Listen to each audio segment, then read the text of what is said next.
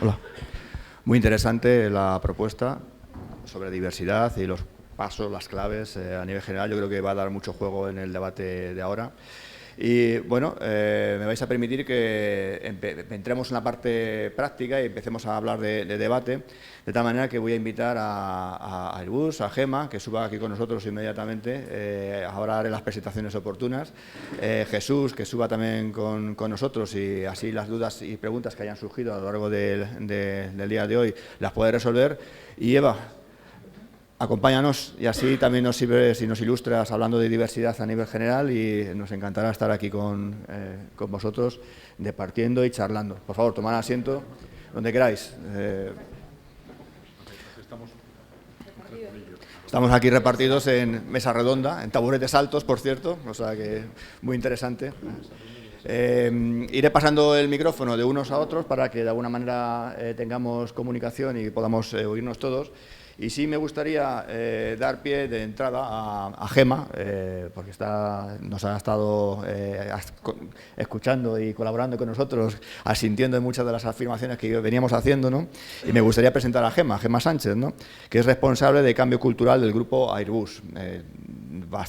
No hace falta decir mucho más del grupo Airbus, aunque ahora le dejaré a Gemma que si quiere darnos algún retazo que no lo diga, ¿no? Y por introducir un poco en su currículum, ingeniera industrial con doble especialidad en automática y electrónica y organización industrial, cosa que es muy interesante para el tema del día de hoy. Desde el año 2002 trabaja en Airbus, pasando por diferentes puestos. Pues su bagaje y su experiencia es amplio, evidentemente. Responsable en producción en la fábrica de Illescas durante 7 años, agente de cambio y gestor de riesgos y oportunidades en Getafe, en la factoría de Getafe, responsable de área de Business Performance durante 1 año y responsable del cambio cultural al nivel del grupo Airbus desde hace ya casi 2 años, ¿no? Entonces, me parece que es una persona también ideal para empezar a hablar de debate y tratar, ¿no? Yo así, simplemente para introducir un poco en el debate, sí me he ido apuntando algunos conceptos que han ido apareciendo y que son muy interesantes. Hemos hablado y ha salido el concepto de cultura, muy importante, que en todos lo hemos tocado. Ha salido el tema de creatividad también, que todos lo hemos tocado. Ha salido el tema de resultados, que evidentemente también es un factor diferencial y muy importante. Y la gestión del cambio, ¿no? Esos son puntos a tener en cuenta y que hay que estudiarlo. Entonces, para abrir el debate, y yo me gustaría que lo abriera Gemma, sí me gustaría que si quiere darnos algún retazo de Airbus y lanzarle una primera pregunta. Me habéis visto seguramente que he estado también con el móvil, he estado metiéndome en las redes sociales viendo preguntas, he sacado alguna y ahora las realizaré para todos aquellos que están a lo largo detrás de la cámara. Pero sí me gustaría empezar con Airbus, con Gemma, y fíjate, teniendo como tienes una responsabilidad muy transversal en la organización y que es muy interesante a nivel general, una gran empresa como la vuestra, ¿cómo se gestiona, cómo se lidera ese cambio transformacional, esa forma de gestionar a nivel general en una gran compañía como Airbus, ¿no? ¿Cómo lo habéis llevado a la práctica? Yo creo que es muy interesante. Y luego, ese cambio transformacional, concretamente en innovación o en inteligencia colectiva, ¿cómo lo habéis realizado? Por favor, Gemma. Buenos días, lo primero. Gracias por la invitación y la verdad es que me llevo buenas ideas. Espero que alguno de los ejemplos de Airbus también os sirva a los que estáis aquí o allí. Y bueno, yo creo que de Airbus poco puedo decir, aparte de lo que conocéis como gran empresa dentro del sector aeronáutico. Y en principio, efectivamente, mi función como transformación cultural es una función transversal, pero nuestro objetivo es claro y tiene mucho que ver con lo que estamos hablando hoy. Al final es conseguir una cultura de mejora continua enfocada en las personas. Yo creo que al final son las palabras casi que han salido a lo largo de la mañana de hoy. Entonces, ¿cómo conseguir eso? Pues la verdad es que las grandes innovaciones muchas veces han venido y vienen y siguen viniendo de grandes cambios tecnológicos y eso va a seguir pasando así. Pero sí es verdad que para pensar en el futuro de la empresa y en cómo seguir creciendo en esa mejora continua y seguir siendo productivos y mantenernos en el sector donde estamos, es necesario trabajar con las personas y con los que están más cercanos al taller, o sea, los que conocen el proceso perfectamente, ¿no? Entonces, nuestras dinámicas y nuestra estrategia no es tanto ya pensar en las grandes innovaciones, sino en las pequeñas aportaciones, ¿vale? Entonces, todas nuestras la estrategia va enfocada a eso, al taller principalmente, que son, en parte se sienten olvidados, ¿no? Porque al final las grandes innovaciones no vienen de abajo, vienen de arriba y son ellos nuestro máximo foco. Eso y otra palabra que también ha salido, que es liderazgo. De nada sirve trabajar con ellos y recoger sus aportaciones si quien tiene que gestionarlas en el fondo, porque ellos no tienen armas para ir a buscar una función soporte que les pueda echar una mano, son sus líderes directos, son los mandos intermedios, por lo menos en Airbus, y de ellos tiene que salir un poco ese espíritu de mi gente aporta y yo soy el que tiene un poco que ponerles todos los medios para conseguirlo, ¿no? Entonces, evidentemente trabajamos un poco, yo creo que tocando casi todos los palillos que han salido a lo largo de la mañana. Muchas gracias. Muchas gracias, Gemma. No te escaparás, ahora te haré una pregunta más muy interesante. Quiero que nos cuentes algo relacionado con el grupo Airbus, pero ahora te la diré después. Sí me gustaría, porque digamos que vosotros dos tenéis una gran experiencia en muchas empresas, sí me gustaría, y por dejar un poco de descansar a Eva, y se la hago primero a Jesús y luego Eva, sí me gustaría que desde el punto de vista de una de las organizaciones, vuestra experiencia, ¿cómo se lleva a la práctica realmente, cómo se implanta realmente un sistema de inteligencia colectiva? Estoy hablando de algo muy concreto, inteligencia colectiva, ya no solamente innovación, ¿no? ¿Cómo se lleva a la práctica? ¿Cuál es vuestra experiencia a nivel general desde el punto de vista del liderazgo? ¿Realmente el líder fomenta, apoya, difunde, facilita esa implantación? ¿Cuáles son sus directrices a la hora de esa implantación? Jesús. Bueno, pues para empezar lo que es fundamental es que si no hay una figura que lidere, no hay una figura que tire del carro y que además hay una cosa muy fundamental, muy básica, que aporte esos recursos, en el sentido de que aporte los recursos tanto, sobre todo recursos humanos, porque los recursos materiales están ahí, no hay gran dificultad. Y si no hay esa figura que apoye, en primer lugar no logramos hacer nada. ¿Cómo se hace? Pues lo primero reuniéndose y hablando y estableciendo unos objetivos y una línea de trabajo por parte de esa dirección, vamos a decir, mejor el consejero delegado que el director general y mejor el presidente que el consejero delegado. Es decir, que tiene que ser, además, una iniciativa que tiene que partir de lo más alto de la compañía y tiene que ser un convencimiento absoluto de la compañía. Es decir, no vale montarlo en un departamento. Una inteligencia colectiva en un departamento va a terminar muriendo, va a terminar en el inicio, que es una cosa verticalizada. A partir de ahí, en cuanto tú tienes ese apoyo, tienes esa directriz y tienes un objetivo claro por parte, un enfoque claro por la dirección, la cosa es bastante más fácil de lo que parece. Porque al fin y al cabo te abre esa puerta, vamos a decir, yo digo una expresión bastante bárbara, y es que me da permiso para utilizar el sable. Dan permiso para utilizar el sable, digamos, ya te dan esa carta blanca para tener interlocutores, buscar interlocutores, tener esa placa de policía que te dicen, entendedme en el buen sentido de la palabra, que te abre puertas. A partir de ahí, en cuanto te van abriendo puertas, la cosa es bastante más sencilla, bastante más fluida de lo que parece. Ahora, si no tienes la llave para abrir esas puertas, es decir, y entonces para implantarlo de manera efectiva, el interlocutor número 1 es la alta dirección. Y a partir de ahí ya vas trabajando. Luego hay otros muchos, digamos, factores, pero bueno, que ya son en orden secundario. Muy bien, muchas gracias. Y ahora sí. Desde vuestra experiencia, igual, gestionando esa diversidad que hay en las grandes organizaciones, ¿qué os dicta? Es decir, ¿cuál es el memorándum, cuál es el decálogo de pasos a seguir? Como decía Jesús, empezando por el liderazgo, ¿o habéis visto otra forma de actuar distinta o mejor o diferente? ¿Qué nos ilustras?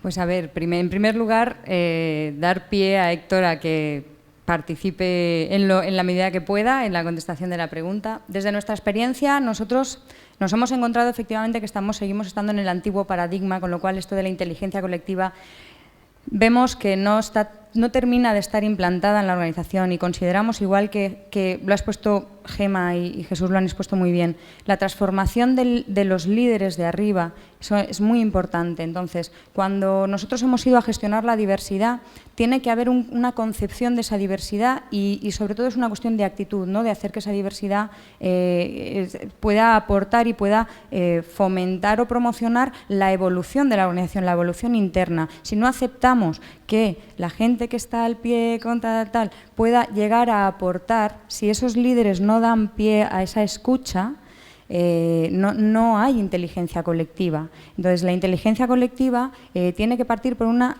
transformación de los propios líderes. ¿Para qué? Para hacerse conscientes de la propia diversidad y de la capacidad de evolución de todos los individuos. Y luego ya hemos pasado a trabajar con efectivamente equipos de trabajo, gestionando su propia diversidad y con diferentes herramientas que hemos explicado antes, ¿no?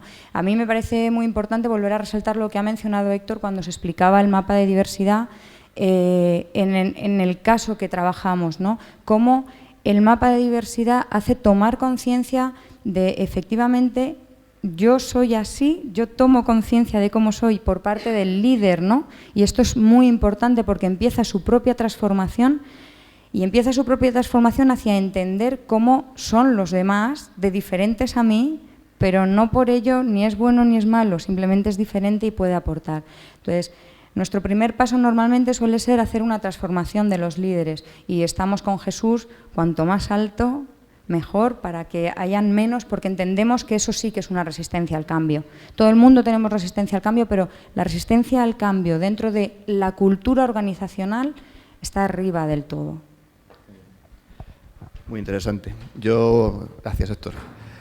Yo voy a saltar del líder al operario, a la persona que realmente realiza la parte creativa, la parte innovadora de alguna manera, ¿no? Siempre he visto, o de alguna manera nos hacen llegar, la cuestión que el concepto de innovación o inteligencia colectiva es un más a más en la carga del trabajo diaria. Transmiten esa forma de pensar los trabajadores, ¿no? ¿Cómo hacéis, cómo gestionáis ese cambio cultural para que entiendan que no es un más a más, sino va a ayudar realmente a la labor diaria de su puesto de trabajo y no supone un esfuerzo complementario, ¿no? ¿Cómo hacéis para que eso no ocupe tiempo? ¿Cómo rompéis esos tabús, esos moldes a nivel general, ¿no? Entonces, ahora voy a empezar con Jesús. ¿Cómo lo gestionáis vosotros? ¿Cómo habéis visto que se gestiona ese cambio cultural en las organizaciones? Bueno, pues aunque parezca complicado, no es tan complicado. Es decir, lo primero es que tiene que ser natural para la gente el que tienen a su disposición una serie de herramientas que pueden utilizar. Y para ellos tenéis algo absolutamente natural. Tenemos la tendencia en las organizaciones de que las herramientas colaborativas son el enemigo, son el coco malo. Entonces, ¿quién tiene aquí capado, con perdón de la expresión, Facebook, o quién tiene capado Twitter, o quién tiene capado todo tipo de redes sociales? Porque ¿qué? Distraen ese tipo de cosas. Entonces, el primer concepto es que esas herramientas están a su disposición y son herramientas que hay que hacerlas naturales para ellos, porque es el medio, es el mar donde vamos a navegar, ahora hay que ponerle el barco. Eso en primer lugar. En segundo lugar, hay que tener muy en cuenta un concepto muy claro, que la llamada sin respuesta muere. Es decir, que darles un punto de comunicación, que ellos vean una puerta, que vean una ventana, donde cada vez que se dirigen hay una respuesta. Sea positiva, es negativa, lo que sea, pero tiene que haber una respuesta. De tal manera que todo lo que ellos van aportando es oído, es escuchado y es respondido. Y eso es fundamental, porque cuando empieza a caer la percepción de que es que esto es a más de mi trabajo, no, es donde empieza a entrar la motivación, donde empieza a entrar, oye, yo quiero aportar. Yo quiero aportar, y es fundamental, por supuesto, los entornos participativos, que conoces bien, en el que tienen que sentirse partícipes, tienen que sentirse dueños de lo que están haciendo. Ahí es fundamental los grupos, nosotros lo llamamos grupos de interés especial, es decir, además es que a mí me gustan las miniaturas del ferrocarril, pues venga, vamos a hacer un grupo de miniaturas y de ahí sacaremos algo. Y por último, evidentemente, el enfoque, es decir, el que ese grupo de trabajo tenga un enfoque y que ellos vean, que la gente vea que ese enfoque va teniendo resultados, que esa lluvia fina se va convirtiendo en resultados. Entonces, no es un proceso inmediato. Es decir, ¿cuál es el problema? El problema que tenemos es lo que decimos los geólogos, ¿no? El problema que tiene la gente es que no sabe hablar de tiempo. Pues aquí nos ocurre lo mismo. Es decir, esto no es un cambio en una semana. Esto es un cambio pues, que puede tardar 3 meses, 4 meses, 5 meses, que requiere mucha paciencia y que requiere, por supuesto, pues un continuum. ¿Y dónde tenemos la dificultad? Te la voy a decir, Antonio. La dificultad no la tenemos en el señor que está en el taller. La dificultad la tenemos en el mando intermedio, que es el que convierte esa actividad en algo de estás perdiendo el tiempo, que realmente es donde más hay que trabajar. En cuanto le abres la puerta al señor que está en el taller, el señor que está en el taller, la experiencia nuestra es que en cuanto ve la puerta abierta, está encantado, está encantado. Muy interesante, Gemma. en Airbus, ¿se vive de la misma manera? ¿Es el mando intermedio el que hace que las experiencias innovadoras se frustren? ¿Es el que determina, es más trabajo del habitual, no lo llevo a la práctica en mi cadena de montaje? ¿Cómo lo vivís vosotros? Bueno, yo creo que antes lo he comentado. Detractores del cambio hay en todos los sitios, ¿vale? Entonces nosotros también entramos siempre a desplegar en un área empezando por la dirección, evidentemente, y si ahí hay un problema ya ni seguimos. Pero vamos, hasta ahora no se ha dado el caso, ¿vale? Hay quien más lo empuja y quien menos, pero los directores están a favor de cualquier propuesta en este sentido. No, operarios también tenemos algún que otro detractor, pero una vez que el grupo, porque además trabajamos con grupos naturales, no con individuos, estamos hablando de inteligencia colectiva, cuando el grupo al final se convence de que las dinámicas que les proponen son buenas, son útiles, tienen respuesta, que eso también es fundamental y nos hemos dado cuenta que ha sido un fallo para nosotros durante mucho tiempo, el recibir pero no el no dar. Y entonces ellos se convencen, yo creo que al final todos terminan entrando, ¿vale? Siempre, al final vencemos un poco la campana y la volcamos hacia el medio. Los mandos sí que han sido un problema, no ellos, la actitud en cuanto a verlo como una amenaza, el trabajar con los operarios de manera abierta. Sí es cierto que cada vez va siendo menos, son resistencias que se van venciendo y poco a poco yo creo que entramos todos en esas dinámicas. Todavía queda convencerles, digamos, de la no pérdida de capacidad que suponen algunas dinámicas de las que con las que se trabajan y ahí estamos, pero poco a poco. Yo creo que no, tampoco, como habéis dicho, no es un cambio de hoy para mañana, llevamos tiempo ya trabajando con estas cosas y la verdad es que se ha cambiado también. Incluso, por ponernos un ejemplo, cuando empezamos con este proyecto tal y como tenemos desplegado ahora, que se llama Participación y Compromiso, con dinámicas en el taller, para coger sus ideas, lo facilitábamos nosotros o un grupo de facilitadores específicos y participaba el GNT y sus mandos a veces entraban en la dinámica y a veces no, depende de si ellos querían o no estar presentes. Con el tiempo han entrado en esas dinámicas, consideran que son parte del equipo y aportan con su equipo, o sea, las propuestas que hacen, pues ellos están presentes. Y el cambio además que se ha ido produciendo este año y además que el año que viene ya se despliega así en todos los centros, es que ellos lideran las propias sesiones. Entonces, el considerar que un mando que antes podía ser o ver esto como una amenaza pase a liderar ese workshop, esa dinámica, bueno, no sé cómo lo veréis vosotros, pero a mí me parece un cambio enorme en cuanto a su actitud ante eso. Muchas gracias. Sí, Igual te hago la pregunta. ¿Cómo lo habéis vivido vosotros? ¿Cómo habéis hecho? ¿Qué veis en las empresas a nivel general? Sí, a ver, un poco en la línea de lo que estaban comentando. Para mí, en síntesis, hay que ser muy transparente cuando se está en un proceso de cambio cultural. Una vez, como ya he dicho antes, desde la parte de los líderes están ya en su proceso de transformación, pero un proceso un poco ya avanzado en una fase de toma de conciencia y de poner en práctica determinados comportamientos, determinados cambios dentro de la organización. Hay que ser muy transparente, ¿no? Creo que los líderes tienen que ser transparentes acerca de su propio, en la medida de lo posible, su propio proceso de transformación. Y yo creo que todos los individuos, en nuestro caso, cuando los hemos trabajado, se han producido también tomas de conciencia, ¿no? Cuando se ha visto que el cambio está, o sea, que su propio líder estaba en esa transformación. También es cierto, y esto hila mucho con el tiempo, a nosotros también los procesos de cambio cultural, de transformación que hemos llevado a cabo en alguna empresa han sido dilatados en el tiempo. Y esta dilatación en el tiempo tiene varios motivos. Uno, las propias resistencias de los líderes con los que se trabajan, pero también, y esto es importante, ¿no? Cuando un líder ya se ha transformado y quiere llegar al resto de la gente de su organización, es importante tener en cuenta que todo el mundo nos cuesta valorar los cambios que hace el otro. Es decir, nosotros lo que nos habíamos encontrado es el cambio cultural que podía haber hecho el líder hasta que se convierte en un cambio de cultura de organización. En parte, o sea, la cultura la hacen todos los individuos. Entonces, yo no me creo que tú hayas cambiado. Hasta que llega ese cambio, hasta que la gente, toda la gente de la organización se convence de que se ha producido ese cambio, de que yo puedo ir, de que puedo tocar a una puerta y me la abren y la escuchan y me escuchan y tal. Y entonces ahora ¿Cuántas veces nos hemos encontrado con empleados que dicen, ya está mi jefe diciéndome que venga aquí a decir no sé qué, si total, ¿para qué? Si yo le doy una idea, pero luego no... Entonces, a veces cuando el cambio arriba se ha producido, cuesta que se perciba desde todos los puntos de la organización. Y cuando eso se percibe es cuando nosotros hemos considerado que la transformación se ha hecho, ¿no? Que se ha producido o se está produciendo el inicio del cambio cultural, cuando todo el mundo se asienta en otro nuevo paradigma, en otro nuevo modelo. Pero para eso efectivamente tiene que haber un cambio arriba y que se perciba ese cambio pues abajo o en otros puntos de la organización. Esa ha sido un poco nuestra experiencia. Muy bien, pues, muchas gracias. Hay un aspecto muy interesante y hemos tocado el cambio cultural, el cambio generacional, la gestión del cambio, inteligencia, pero nos queda la piedra angular de la persona, lo que es motivación y reconocimiento. ¿Cómo lleváis a la práctica, en este caso a Gemma, en primer lugar, el reconocimiento, la motivación de los trabajadores? ¿Tenéis algún tipo de premio? ¿Realizáis algún tipo de concurso? ¿Cómo fomentáis esta participación a través de esa motivación o reconocimiento a los empleados? Bueno, herramientas yo creo que tenemos bastantes o muchas, diría. Bueno, por centrarlo un poco en lo que hemos estado hablando a lo largo del día de hoy,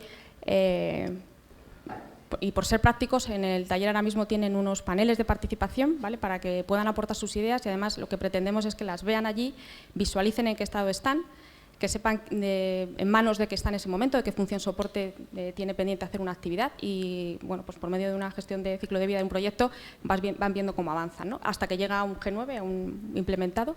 Entonces, aparte de que ellos reconocen su idea y cómo la están viendo y son capaces de entender en qué situación está, cuando llega a G9 con ellos hacemos bueno, no es un premio para todos, es un pequeño premio, digamos, de participación.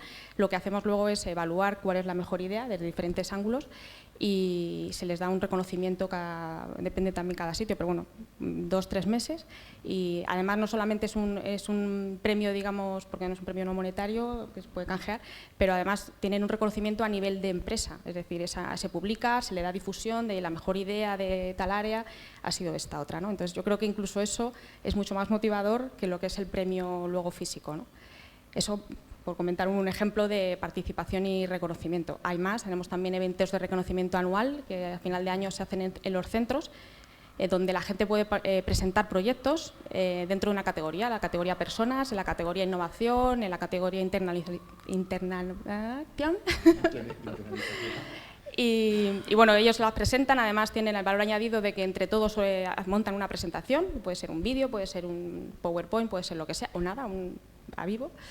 Y con unos jurados pues se determina o se falla cuál es el mejor proyecto, ¿no? Entonces es vivir también un poco el proyecto desde que lo presentan hasta que son ganadores o simplemente participantes, también les aporta mucho. Es un evento que se suele hacer a final de año. Y luego existe a nivel del grupo, pues digo que hay muchos, lo mismo pero ya a un nivel global, que se llama los Awards for Excellence, y bueno, más o menos con la misma idea, ¿no? Entonces, posibilidades de reconocimiento hay muchas, está claro que cuantas más y sobre todo ligados con cosas que ellos entiendan que están haciendo, pues mejor, porque es un factor motivador fuerte. En la misma línea y abundando un poco en la materia, que yo creo que también es muy interesante, Jesús, en las empresas que tú has visto y que tú has apoyado con tu esfuerzo y con tu trabajo, ¿esto suele estar estructurado, está procedimentado? La actividad de reconocimiento, motivación, ¿está estructurado habitualmente? ¿Cómo lo has vivido? ¿Cómo lo has percibido? Bueno, habitualmente lo que hay es cero tiende, es decir, a cero tiende a nada, o lo más que hay es en los famosos concursos de ideas que regalan un viaje al Caribe, entonces, pero en otros sitios sí, de hecho un modelo ejemplar, aparte del que tenéis vosotros, que hay que reconocer el modelo que tiene Adif, que tiene un modelo bastante interesante, y el que tiene donde ya se ha estructurado un sistema de reconocimiento, sí, lógicamente tiene una estructura y normalmente está documentado con unas reglas muy claras en pro de lo que decía Eva, de la transparencia, todo el mundo sepa claramente qué es lo que hay y cuáles son los procesos de reconocimiento. Ahora, son procesos de reconocimiento que hay múltiples, es decir, hay múltiples, variados, pero el fundamental y básico, que es el primero que normalmente, cuando no hay nada así estructurado, lo primero que se monta es, oye, un mecanismo de respuesta inmediata.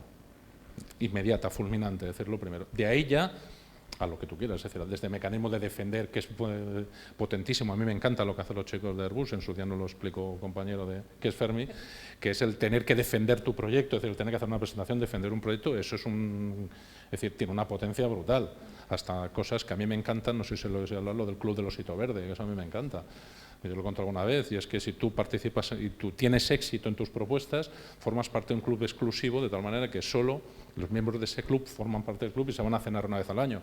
El segundo año que implantas eso, hay bofetadas por entrar, solo por ser exclusivo. Pero bueno, centrándonos en la respuesta, lo normal es que haya cero. Lo normal es que haya alguna iniciativa por ahí suelta de recursos humanos o de marketing, que sea el famoso premio de viaje al Caribe, el jamón. Es lo normal y que eso normalmente no lleva a ninguna parte. Y una de las primeras cosas que de hecho organizas cuando empieza su sistema de inteligencia de inteligencia colectiva, una de las primeras cosas que haces es estructurar un sistema de motivación y reconocimiento, porque si no se te muere. Muchas gracias, Jesús. Pues en la misma línea, vuestra experiencia demuestra realmente que se estructura en las organizaciones este tipo de motivación y reconocimiento, o hay algún otro tipo de reconocimiento o motivación informal que no está estructurado. A ver, en nuestra experiencia, nosotros, claro, como consultores tampoco formamos parte de lo que es la política interna de los clientes. Francamente, no sabría decir si alguno de los clientes después de nuestra intervención y de nuestro proceso, ha elaborado efectivamente algún sistema de reconocimiento interno en el orden en el que lo estáis haciendo. En nuestra experiencia sí que hay un aumento del reconocimiento, pero es como tácito, un poco por el trabajo que se ejercita, ¿no?, que se ejecuta.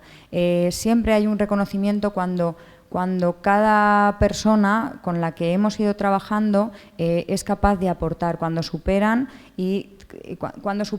digamos, la creencia de lo que yo pueda decir o aportar no va a suponer nada porque no va a ser tenido en cuenta.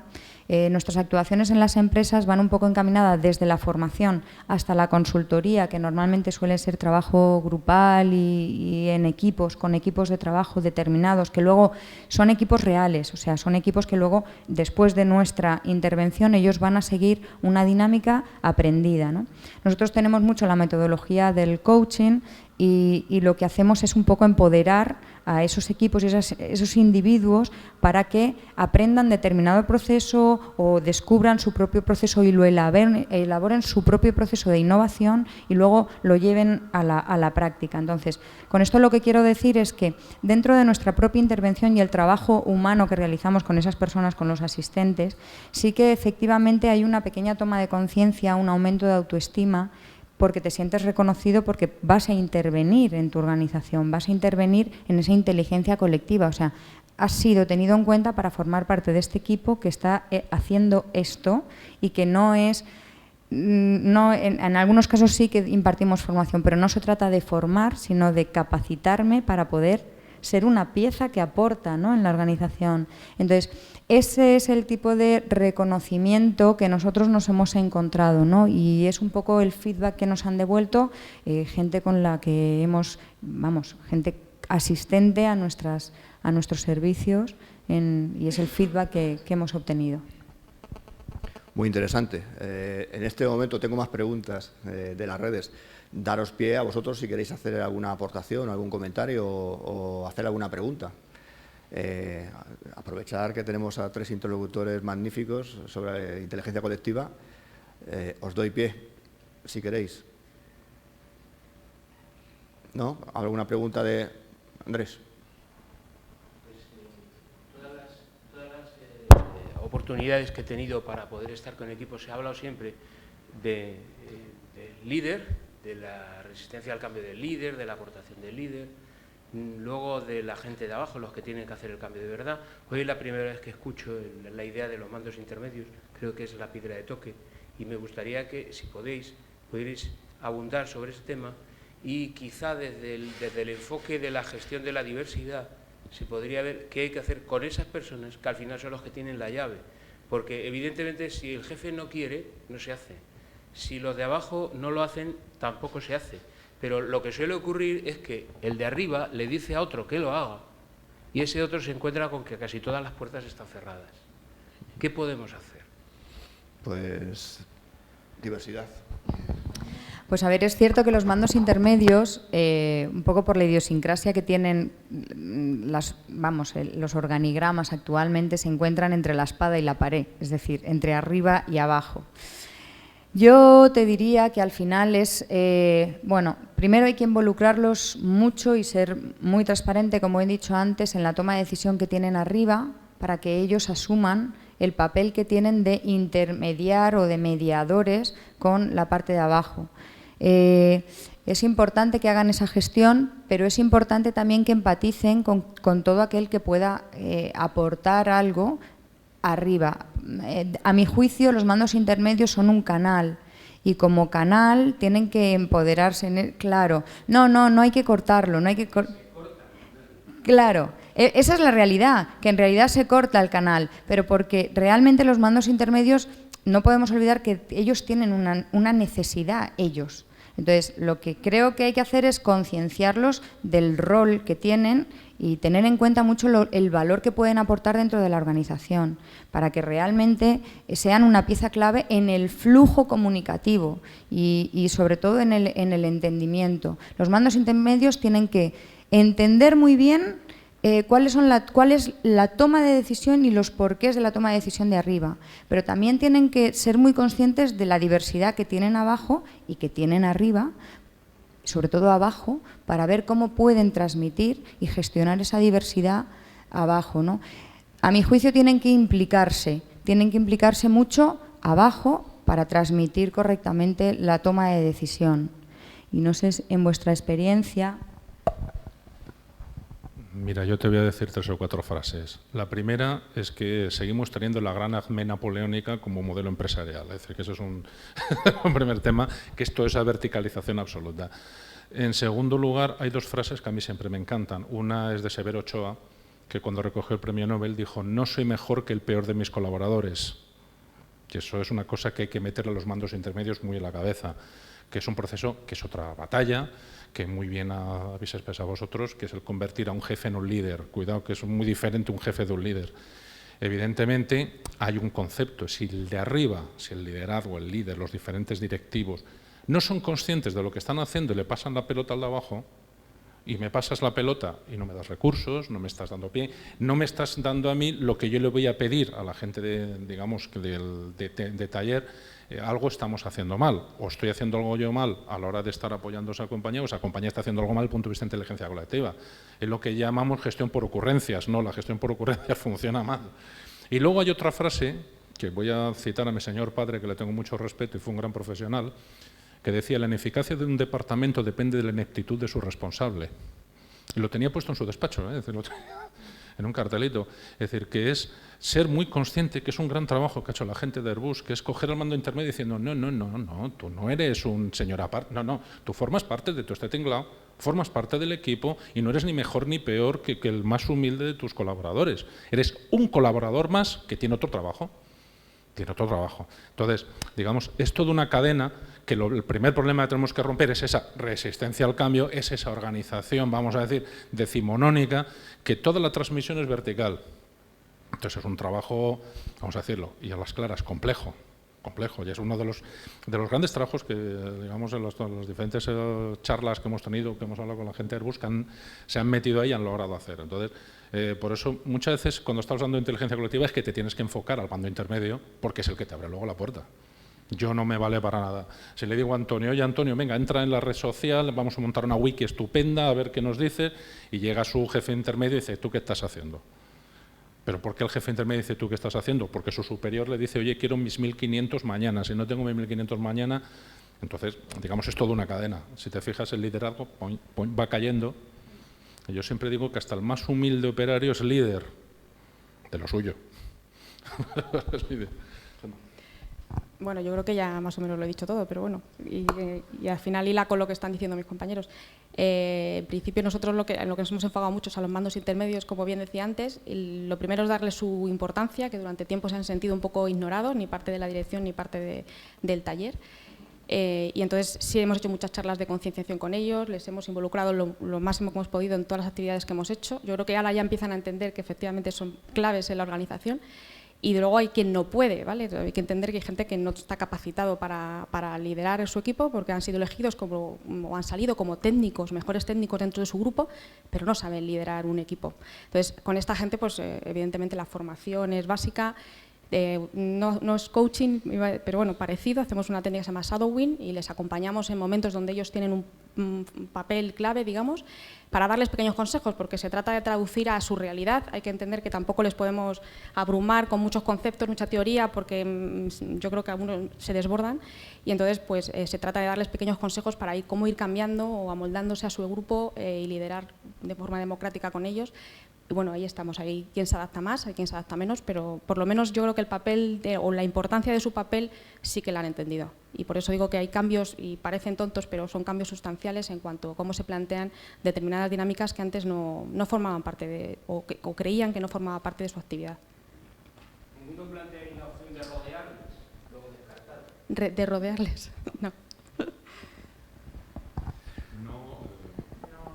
Vamos a ver, el rodearles o lo que digamos en argot chusco es hacer un arabesco lateral de Peter, ¿no?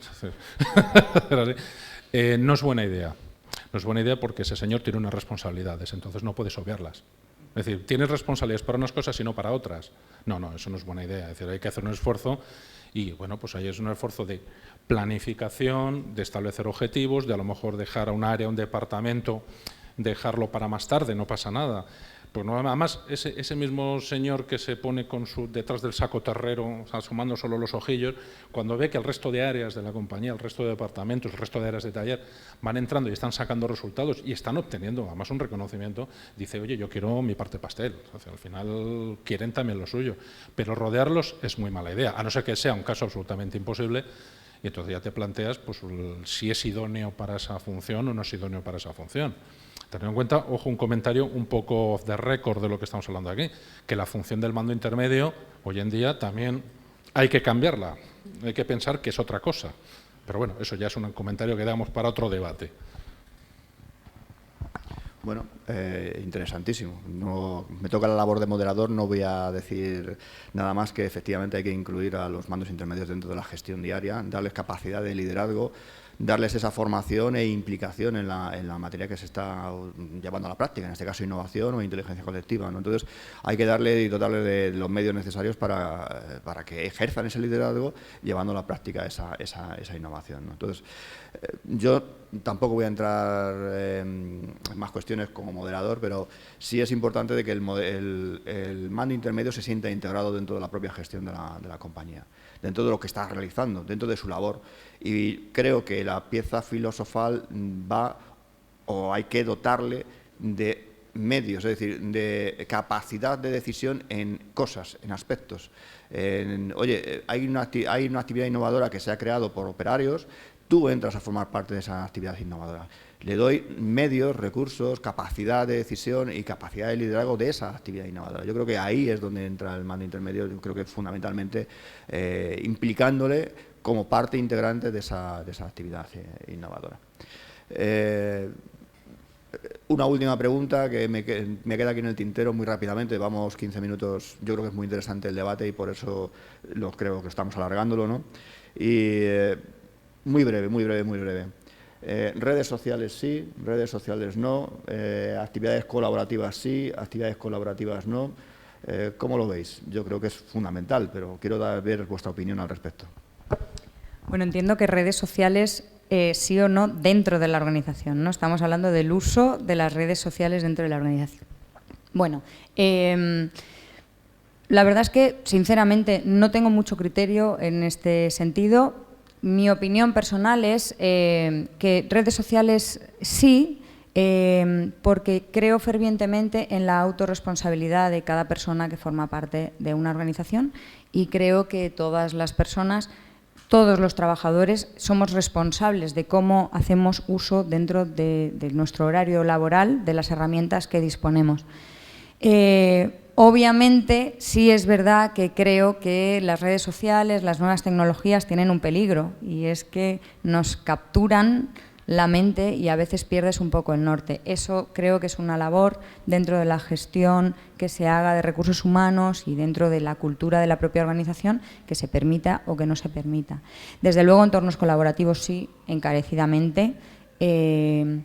Creo que redes sociales o herramientas de tecnología, ¿no? Herramientas de redes que a lo mejor pueden ser internas, sí, porque fomentan el intercambio dentro de la organización. Establecer redes, tener un carácter o una percepción sistémica, ¿no? De cada organización, es entender que todas las piezas de la organización forman parte de un sistema y pueden interactuar. Para nosotros, que tenemos ese concepto en el trabajo con las organizaciones, es muy importante no solo fomentarlo, sino no romperlo, no rodear, involucrar, integrar y hacer que esas redes funcionen. Entonces, por supuesto, entornos colaborativos sí. Como hemos dicho antes, nosotros muchas de las propuestas que hacemos a las organizaciones con las que hemos trabajado son programas internos que potencien ese intercambio, que potencien ese contacto entre los individuos. Más allá de lo que pueda ser algo virtual, sino algo presencial. O sea, estemos entre nosotros, señores míos, estemos, ¿no? Conozcámonos mutuamente, yo quiero saber tu problemática, tu situación, y eso obviamente solo se puede hacer con entornos colaborativos. Correcto. Muy breve, Jesús, por favor. Muy breve, sí y sí. Es decir, muy sencillo. Miguel Ángel en su estudio, ¿qué tenía? Mármol, martillos y un señor que hacía cosas. Con el mismo martillo le puedo cascar la cabeza al señor de la puerta o hacer el David. Es decir, es una herramienta, no vamos a poder quitárnosla de encima, porque si se lo corto en el ordenador, pues me saco el móvil, lo pongo delante del teclado y estoy harto de ver en empresas donde todo el mundo está con el WhatsApp con Maripuri y con el planificando la barbacoa del domingo. No, no. Eso sí, tenemos que enseñar a usar esa herramienta, así de sencillo. ¿Redes colaborativas? Exactamente igual. Muchas gracias, Jesús. Yo os comento, en Airbus existe una red social que se llama Connect Airbus, en la que pues, cualquiera puede entrar en un foro, opinar, comentar y compartir cosas. Existir existe, voy a decir la parte mala, es usarla, no se usa mucho, ¿vale? Entonces hay departamentos que la usan y además la fomentan y le sacan partido realmente a la herramienta. Y luego hay cosas que hacen que el resto probablemente no la usemos tanto, ¿vale? Yo simplemente comentar por aclarar, no es porque la herramienta no sea válida, de hecho probablemente en el futuro trabajaremos mucho más con ella. A día de hoy tenemos el inconveniente del idioma, somos una empresa multinacional, entonces el corporativo es el inglés, lógicamente mucha gente que no domina el inglés o que lo trabaja pero a un nivel más básico, entonces desenvolverse en esos foros en inglés pues es complicado, ¿vale? Entonces ese es un inconveniente. Luego también tenemos inconvenientes que hay otras herramientas que también usamos para cosas parecidas, aunque sea incluso el correo electrónico que comentábamos antes. Entonces, si lo mandas por correo, pues ya la gente no ve la necesidad de utilizar esta otra, ¿no? Entonces hay que también intentar definir un poco qué canal utilizar para cada cosa. Entonces, mientras no haya esa partición clara de cuándo utilizar uno, cuándo utilizar otro, yo creo que todavía seguimos tirando a lo que nos es más fácil, que es el correo electrónico de toda la vida, ¿vale? Pero insisto que yo creo que en el futuro, lógicamente, tendrá que tener muchísimo más difusión que ahora. Y otro problema adicional es a quién va dirigido ahora mismo, a día de hoy. Ahora está dirigido mucho a oficinas, porque es quien trabaja con el ordenador de forma constante.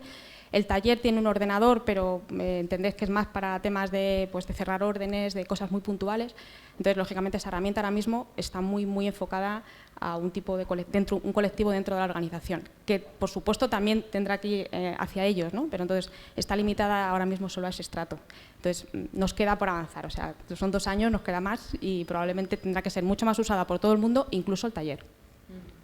Muy bien, pues doy las gracias por vuestra intervención, Eva, Gemma, Jesús, muchísimas gracias por vuestra experiencia, por vuestra colaboración, por la aportación de ese conocimiento, de ese know-how a todos los presentes y a los que están detrás de la cámara.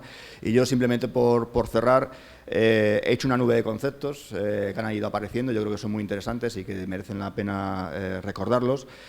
Ha aparecido el concepto cultura, gestión del cambio, creatividad, resultados, mejora continua, personas, motivación, reconocimiento, mandos intermedios y redes colaborativas. ya cada uno puede sacar sus propias conclusiones al respecto y sus propias apreciaciones, pero vamos, yo creo que está claro hacia dónde tiene que ir la inteligencia colectiva. Así que muchas gracias por vuestra presencia aquí y en las redes sociales, y espero veros próximamente en la próxima Masterclass, que será a finales de este mes de octubre. Muchas gracias por vuestra presencia. Gracias.